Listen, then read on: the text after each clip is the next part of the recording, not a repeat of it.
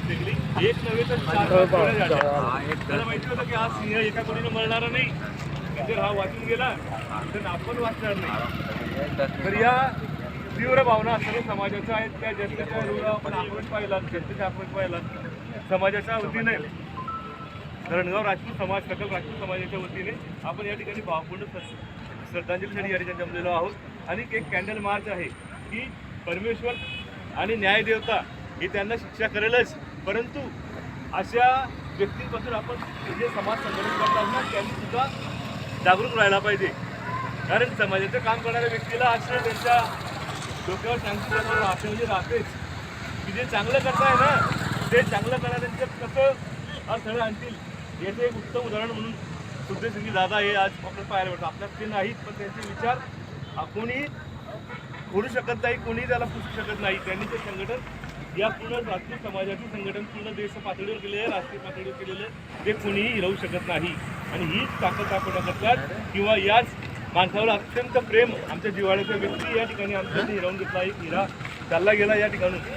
या ठिकाणी या प्रथमांच्या सर्व तरुणांनी एक 7-8 वर्षापूर्वी 5-6 वर्षापूर्वी ते राजस्थानला गेले होते.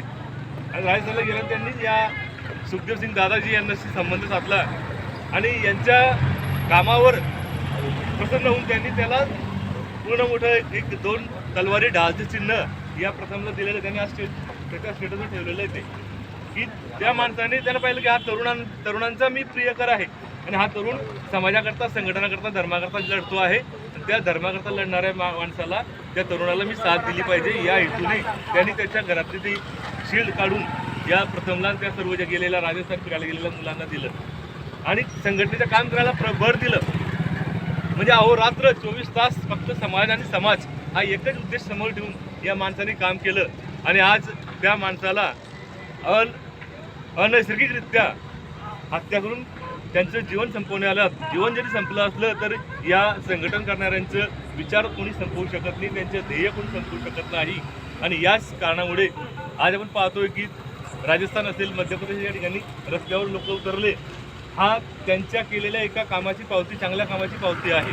आणि आज या ठिकाणी सुद्धा सकल सर्व राजकीय परिवार, पूर्ण धरणगाव तालुक्यातील राजपूत समाज, सर्व धर्मप्रेमी या ठिकाणी आलेले आहेत की जे समाजाचं काम करतं अशावर विश्वास ठेवून आलेल्या लोकांनी या ठिकाणी या कॅन्डल मार्चमध्ये सहभागी झालेले आहेत. की हा राजपूत समाज पंचमंडळ, सकल राजपूत समाज, धरणगाव तालुका आणि महाराणा प्रताप सिंह चौफुली या सर्वांच्या वतीने आपलं आलेल्या सर्वांचं विनम्र असं आभार मानतो. आणि आपण या कॅन्डल मार्चला स्टार्ट केली. परमेश्वर यांच्या